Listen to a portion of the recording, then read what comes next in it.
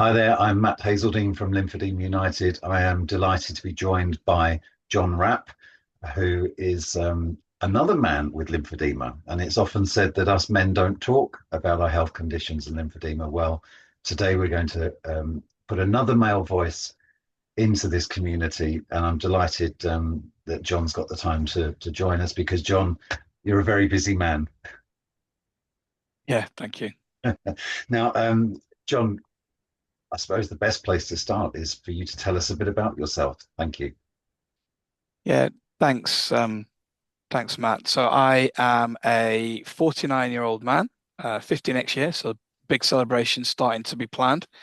I am married to Demelza, my wife of 17 plus years now, and we've been together, 20, 23, 24 years. So lymphedema has been her journey as much as mine.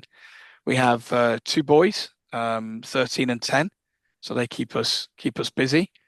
Work-wise, I am a vice president working for CBRE. I work in the leading real estate services provider in the world, and I've been there for 12 years. And I've got a history of doing sort of design, facilities management, project management, construction over the last sort of 28 years of working. Live in Yes. Surrey. And away from work, family, still try and exercise, although lymphedema does curtail some of that a little bit. Um, I uh, Peloton in my garage, which is a dusty gym, and I sort of play pickleball. Formerly played tennis and badminton, and I'll watch any sport on TV that I can, really. I mean, it's quite incredible. Just painting that picture, I'm nodding away thinking, yeah, I too have a dusty gym in the garage. I have a wife and two children. Yeah, there's lots of similarities. Live in the southeast, but that's not what brought us together, Jon, is it? It was our journey with lymphedema. So you happy to share a bit about your diagnosis and your first experiences of lymphedema? Yeah, so I mean, I've had lymphedema diagnosed probably just over 20 years now. Um, it it took a while to work out what it was, but my backstory is as a teenager, in the early 1990s, I had a cancer scare. I had a lump in my groin, and at that time, a surgical removal followed by biopsy was how it was dealt with. And so they cut out a whole load of lymph nodes out of my right top of my right groin, and they basically found there was scarring on some lymph nodes, but there was no cancer, and therefore, great, not a problem, move on, nothing's a problem.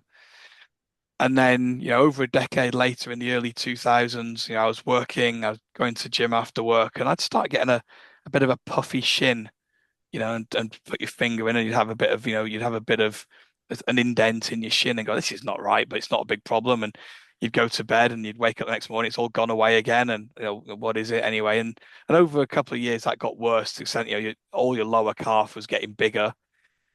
So I went to doctors, and you went to a round of the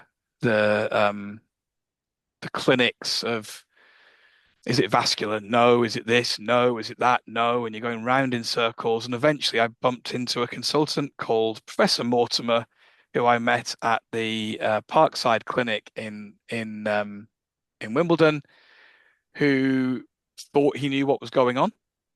Performed a lymphoscintigram, where they obviously put the dye between your toes and give you a couple of hours, put you on the machine, and it comes back and it showed very clearly that my left leg was flowing fine, and the lymph was flowing from the toes to the nodes. But on my right, basically, it gets to sort of my upper thigh and it isn't going anywhere, and then starts backing up, backing up, backing up to the extent that I've got a leg now which is 30 to 40% bigger on my right side than my left side. So under him, we started a course of treatment. He did some very immediate bandaging, and so I've had that a couple of times over the years, but I had that deep bandaging, which I look back now and you're like Michelin man walking around, you can barely bend your leg, and you've got bandages making your leg this wide. Um, and also dealt with some sarcoid that was there as well. And then it was kind of like, start wearing you know, a toe to knee stocking and go away and see what happens type thing. Um, and then you'd start going back to him every couple of years and, started seeing that the thigh, the knee being compressed, um, toe to knee being compressed was making a big difference. But then my thigh started swelling more. So then, before you know it, a couple of years later, you're now into class four stockings up to the thigh, and I've been that way ever since, really. And for a long time, I did do regular MLD, and then probably COVID prevented some of that. A, you weren't in the office, you weren't near your practitioner. B, practitioners weren't working and whatever. So I don't do that as often now, but actually I probably don't see the benefit of it in quite the same way I maybe did previously. Um, I have over the last year been seeing the benefit of the compression boot. Mhm. So rather than doing the MLD, doing the compression boot, my local hospital in Leatherhead um, was doing that over an 18-month period. So once a week or once every other week, I just go and have that done for a bit. But that's now stopped as well. So I'm now in that stage of, okay, what do I need to do now to keep this thing going, or what do I need to do going forward? Right, right.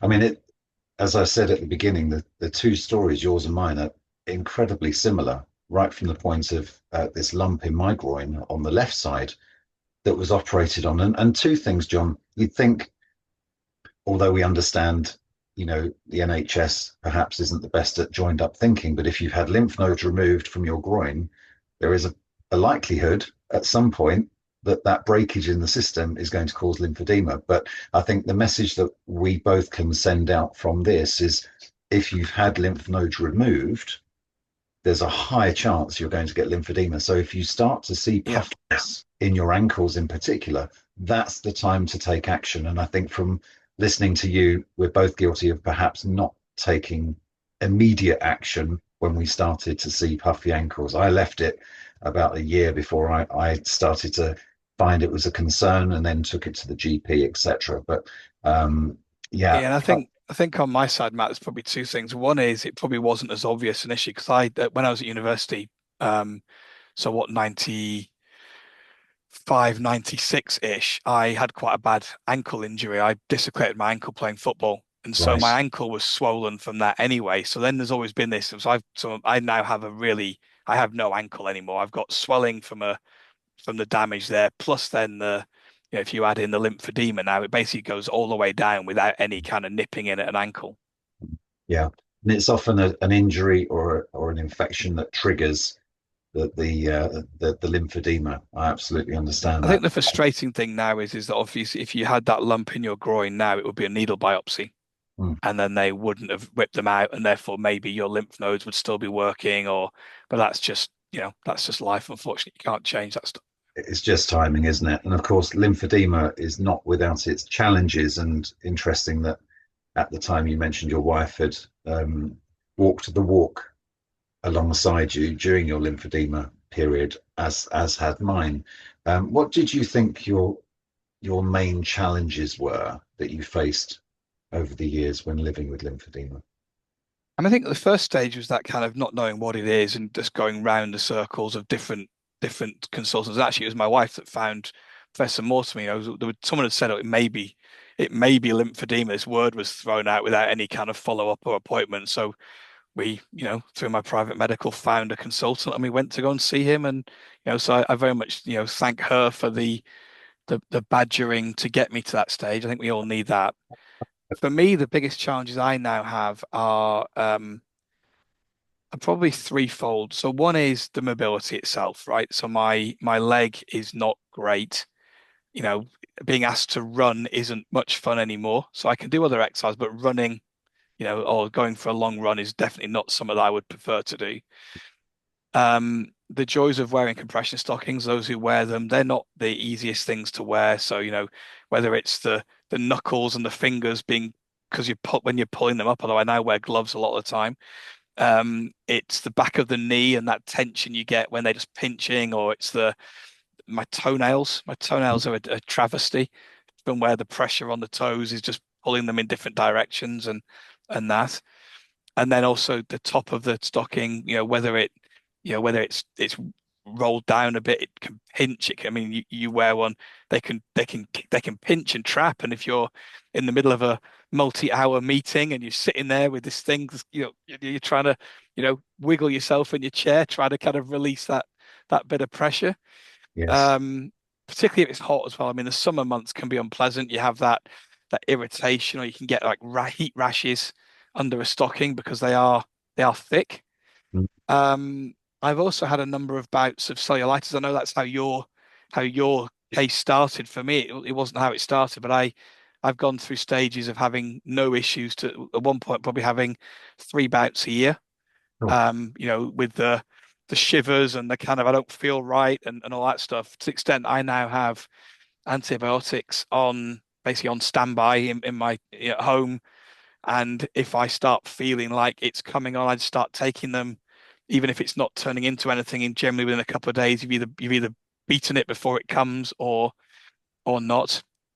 Um, I have I have issues with lymphorrhea where it'll start leaking. So with the pressure on the toes, particularly around my little toes, um, you'll get a leakage, and then you leak the kind of the sticky fluid, lymph fluid leaks out, and then obviously that makes you more susceptible to getting an infection. So I'm often, moisturizing or lathering it in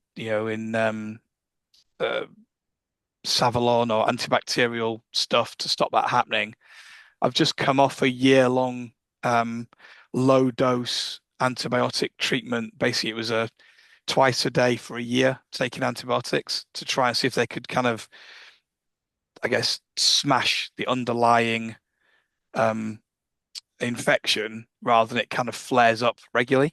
And so, Mhm. touch wood, since I've done that program, I haven't had any incidences. So I'm hoping that may have worked. Um, but I regularly, have antibiotics, in my sponge bag when I go on holiday or when you go away, or when you're away with work, because you don't know when it's going to come up, you know. No, absolutely. And that's one of the key things really to flag at this point is the emergency kit. And that's kind of prescribed by the medical professionals that if you are going away for long periods of time, that you have a pack with you, including your antibiotics and plasters and antiseptic wipes, and you know, uh, almost like a pack that you keep at the bottom of your suitcase just in case. And I think if you're unaware of that, then please visit the websites on the cellulitis page, or speak to your local clinic about what you should put in your bag. And And I guess I get a bit like yourself, Matt. I've now got used to like knowing. So, if I leak for more than 3 days, then I kind of go, okay, maybe you need to do something about this. And literally also, for a number of years, you have that. I feel weird. I'm not sure. The next day you've got a fever. It's like now you go, oh, okay, it's time to take antibiotics. You've learnt the triggers almost that, the leg can be warm. You get that redness. You can feel it. yeah, Oh, okay, take the antibiotics. Here we go. yeah, absolutely. And you know that to act that swiftly is so important because we know how painful cellulitis is, John, and it can obviously end up in hospital for Yeah, touch sometimes. wood. I've been lucky. It's never got to that stage, but I know that's how Yeah. you started out with your journey. So yeah. Yeah, but as you rightly say, we now know what to look out for, and we can sort of try and head it off at the pass. But it's a gift that keeps on giving. There's so many aspects that you just mentioned that I can relate to, and I'm sure many others can as well. And the toenails, the cutting in of the garment, and the folliculitis and the rashes and the pinching. Um, but the good news is there are solutions to those problems, and I'm sure you work with your clinic at Leatherhead.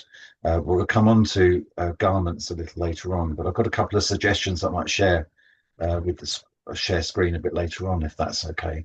But it's not just the physical challenges, is it, that lymphedema gives us?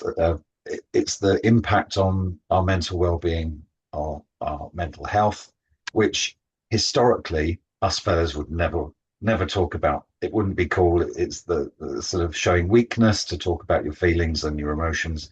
Um, I've had a chapter in the book where I've laid my cards on the table at the impact on the mental health. Has that had any impact with you during your 20 years with lymphedema? Yeah, I mean, I wouldn't say I've been depressed or had any sort of serious mental that side, but I have, for many years I wouldn't wear shorts. I wouldn't, go out in public, with shorts and stocking on display and those kind of things. But as I've got older, I've just kind of got the point of I don't care anymore. And actually, when I'm wearing it, the number of people who ask, and then before you can give some advice or you can tell people what it is, and oh, that's what it. So I'm kind of more, I guess, more attuned to display and be able to discuss rather than hide now. But it did have a bearing. I mean, I probably didn't work out as much as I should have done. Obviously, the joys of having young kids and then something like lymphedema, I didn't do as much exercise as I probably should have done. So getting back into those things, takes takes a bit of time to get into it. But now I realize it has to be part of a regular cycle for me. A, to stop me going crazy with the lack of sort of physical exercise, but B, just you know accepting that you've got lymphedema and that's what it is, and therefore talking about it and doing things like this is all part of that journey now. It is, and I just want to make this point. We're building up a very, very healthy community. If you visit the Meet the Members page on the website, the number of men who have been willing to share their stories is unbelievable. And those that don't wish to share their stories, who come along to the golf day or meetups, they're in plentiful number. So if you're struggling and you're watching this thinking, do you know what? I wouldn't mind speaking to another chap about it. Get in contact with me, because the chances are there's somebody I know that lives not far from you that you can hook up with. So drop me an email at hello@lymphounited.com and I'll see what I can do. But you mentioned shorts. That's an interesting one. And I think for me personally, it took 10 years to be comfortable wearing shorts in public. And that was down to another man with lymphedema who attended my golf day that literally gave me a right telling off, you know, for not wearing shorts on a hot day. And I promised him that I would, and I did. And it was quite liberating. And I think it does pose questions, but you have to be in the right place, John, don't you, for personally to be asked or looked at or stared at because you've got your legs on display. I mean, how did you cope with that initially? Yeah, well, I wouldn't do it. I'm a bit like yourself. I didn't wear shorts for probably 10 years, definitely not in public. And even when you join a new sports club or something, I'd be wearing jogging bottoms that were loose rather than shorts and the stocking on display. And it probably took 6 months to the pickleball club I joined before I hurt my back recently. But I didn't wear shorts. I just wore long trousers just Mm, until you're comfortable, until you've kind of been accepted into the group and the usual kind of you know joining something new process, right? yeah. And then, of course, you become there to educate others. That's the key thing, isn't it? If it prompts questions, you've got to be confident to say, this is what Yeah, it is, this is what it and is. point them Yeah. in the right direction, because they're bound to know somebody who's got swollen ankles or lymphedema. And Yeah, and the lots of dialogue I have with the number of people who now talk to me about their wife, their mother, their whatever, who's had mastectomies and similar issues in their arms, or you see other people with swelling in their legs, and like a bit like yourself, you're probably walking along, you see people and go, I reckon that's lymphedema, but I'm not yeah. seeing a stocking over there. Yeah, should I say anything or should I not? It's a real tricky one. And of course, clothes, shorts are best friend, but clothes and shoes in general, John. I mean, have you had any difficulties yourself in? It's just horrific. I mean, you know, if I say to my wife I'm going shoe shopping or jeans shopping, she just says I'm not coming with you because she knows that jeans. Luckily, the style's getting looser again, but for 10 years of skinny jeans, the last thing you can try and do as a man with lymphedema is put on a pair of jeans and one leg's tight and one leg's loose. Yeah, Suits, I mean, luckily I don't, not many of us wear suits as much as we used to now with the kind of dress code, but now chinos are generally a looser fit than a suit. So I wear chinos and a jacket now rather than a suit. Shoes, um, you know, getting the right type of shoe. So wearing what I'd call a traditional brogue or something more traditional, I can't do it because my ankles go over the top of the shoe, and then it's almost like having a razor blade that will then just kind of cut into you. So I tend to wear, I suppose you'd call them more modern style. They look a bit more like trainers, although they're properly shoes. But then you do get odd comments from, oh, you didn't dress up today. I was at a black tie event a couple of weeks ago in Dallas, and I'm wearing, black tie, trousers are okay. They sometimes bunch around the knee in funny places if you're wearing, not made to measure stuff because the way the shape runs. And I'm wearing what I'd call not dress shoes. So, well, I wouldn't get my foot in those, and I'd be in agony if I did. And so I'm typically wearing, shoes a bigger size than they need to be because my left foot is okay, but my right foot isn't. So, and wide foot as well. So typically it's Clarks and Nike are my kind of go-to for shoe shopping because they do, extra wide fitting that you can get away with on the right foot, and the left foot you're wearing, at least one, if not sometimes two insoles to make them work, you know. Well, I wonder whether you've had the opportunity to have a look at my Meet the Suppliers page. If you scroll down to the bottom, there's a section on clothes and shoes. About 2 weeks ago, I had my latest pair of jeans made at iTailor. So it's an online clothes retailer. They do suits, they do trousers, they do shoes, but they importantly do jeans. And it's a bit trial and error over the years because my leg has changed shape, and there are jeans that I bought 4 years ago I can no longer wear. But they arrived, they fit perfectly, and they're amazing. And I think something like £65 or something around that figure, which isn't cheap, but to wear a pair of jeans, which you'll be pretty wearing what, twice a week, 3 times a week, for Yeah, months and for to fit years. it exactly is worth the spend. So, and they also do shoes, John, that I've had to purchase for weddings and funerals and business meetings, that because you can design them and measure them for your own sizes, I've not had a bad pair yet. So have a look at those. Yeah, And also, Cozy Feet have just joined Lymphoedema United as at the 1st of October 2025. So there are solutions out there. We've just got to pass them on when we find a good one. yeah. I mean, having read your book, that was one of the areas that I haven't bought any new jeans since I read the book, but they're very much on my, things like the made to measures and some of these, they're things that, I hadn't found yet that I'm, very interested to have now found through you. So they're the Yeah, next things to do. next things to do. There's always things to do, isn't there? That's the thing. So clothes and shoes we've touched on it. It's top three. The meetups that I've been having, both virtually and face to face, I often ask, what are your top challenges? Clothes and shoes are consistently in the top three. For ladies, particularly upper limb, and gents, particularly lower limb. So yeah, I'll put it out to the audience. If you have any solutions, John, I'd like to know where you get your chinos from. Let's share this information with the community so we're all helping each other out. Yeah, Marks and Spencers have a relatively traditional fit, so they're not tight. They're quite straight legged, and they work well. Perfect. Perfect. Thank you. And you mentioned the importance of staying fit and healthy, looking after yourself physically. And I understand that with a young family, that's not always possible. And some people with lymphedema have significant mobility issues. So, from your perspective, what was the importance of movement, keeping those lymphatics pumping? And you mentioned Peloton and what was it, pickleball or something? Pickleball, yeah, Tell us yeah. I about mean, those things that you do to keep fit. for me, Peloton was a godsend. I mean, that was, I got myself fit pre-COVID. I'd lost weight. I was in a good place.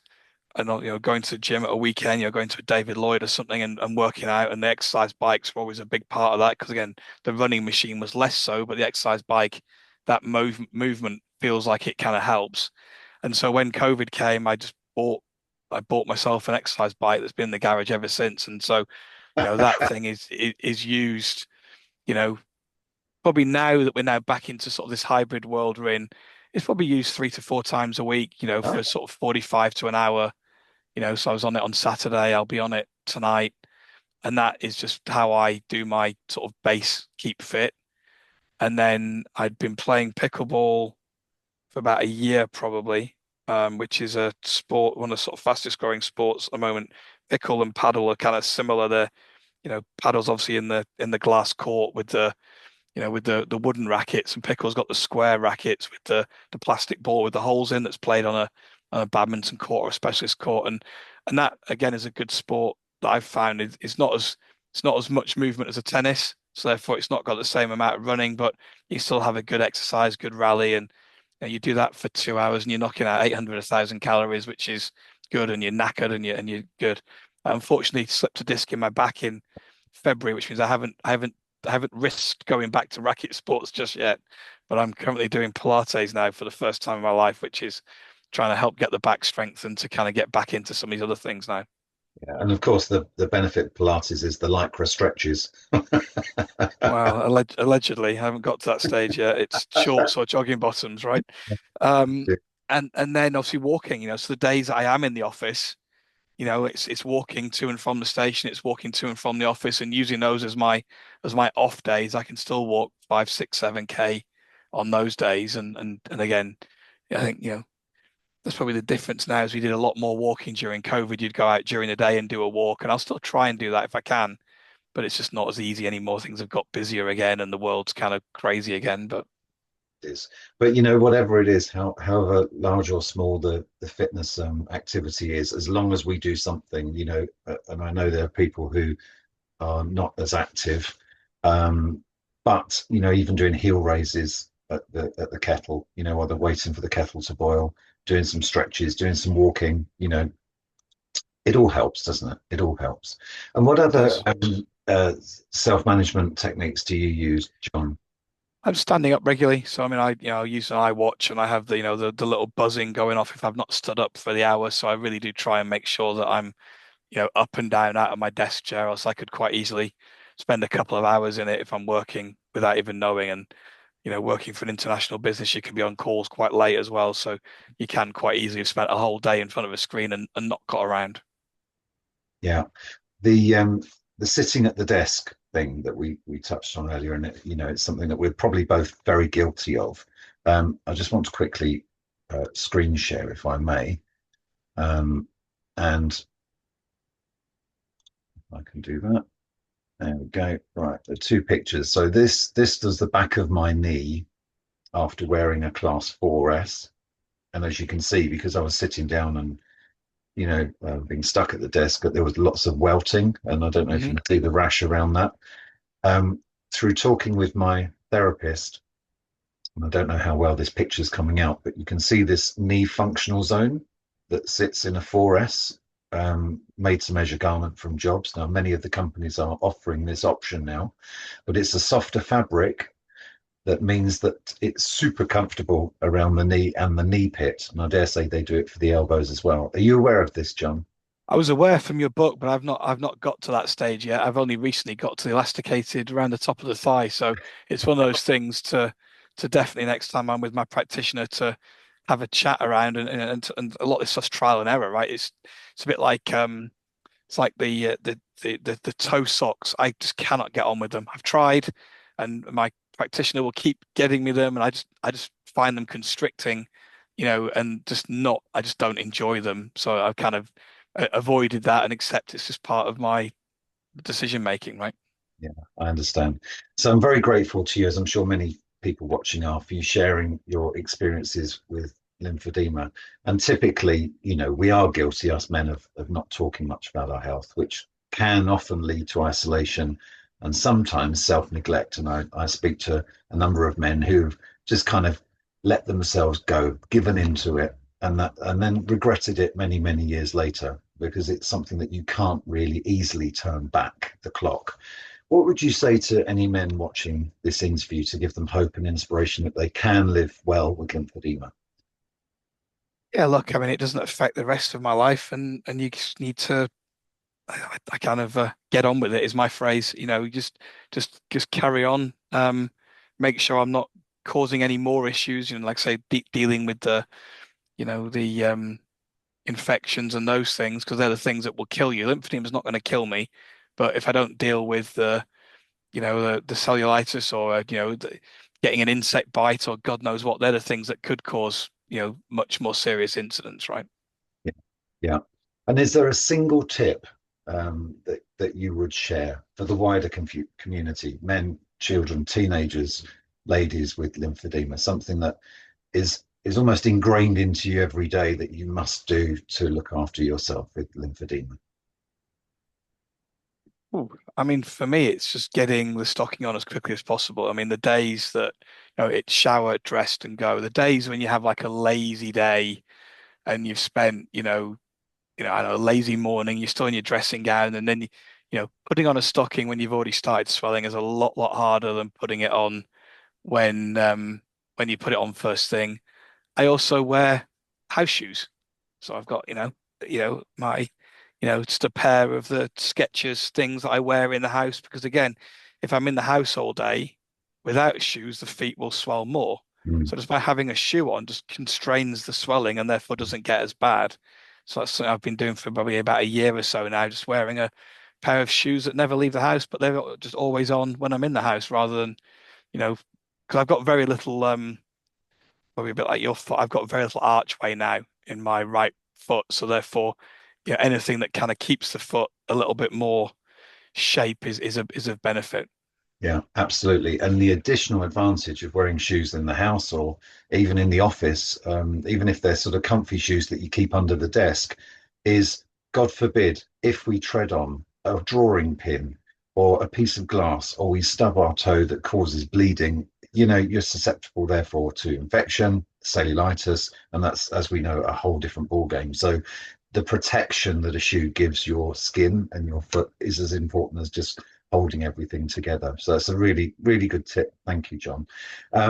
So before we wrap up, there's lots covered, and I'm sure we could talk for hours, but I know you're a busy man. You've got to crack on. Anything final that you wish to share with our viewer before we finish up? No, just happy to support how I can. I mean, obviously, I've joined one of your virtual calls. That was a first time I'd done that, and that was great. On the back of that, I met a neighbour or someone who lives in the area I live in who was going through early diagnosis problems, and you have built a really important community, Matt. And I think it's people need to use it and leverage it. I'm looking forward to the next call you've got in region to see how everyone's doing since and go from there. Fantastic. Well, I was delighted to meet you on the call, Jon. And what I'd love to do is not just do these on a virtual call around the country, but my aim is for 2026 and 7 is to take this on the road, up and down the country, to get people together in their local areas to form friendship groups. And I know that sounds cheesy, but it's important when, as you said, you met somebody that lives not too far away from you, and I had that all over the country, up in Scotland and Ireland, and it was very encouraging that by bringing people together, it did mean or make a difference to their life. So that's how we met, Jon. So thank you so much. And to find out more about Jon's story, Jon has kindly agreed to share it on the Meet the Members section of the website. So have a look at that today. And keep an eye out on your emails for the virtual and face-to-face meetups that will be coming your way in the next 12 to 18 months. But thank you very much indeed, Jon, for taking the time to spend with us. It's been incredibly valuable. And if anyone wishes to get in contact with you, Jon, via my email address, are you happy for that to happen? Yeah, Yeah, sure. wonderful. So it's hello@lymphounited.com.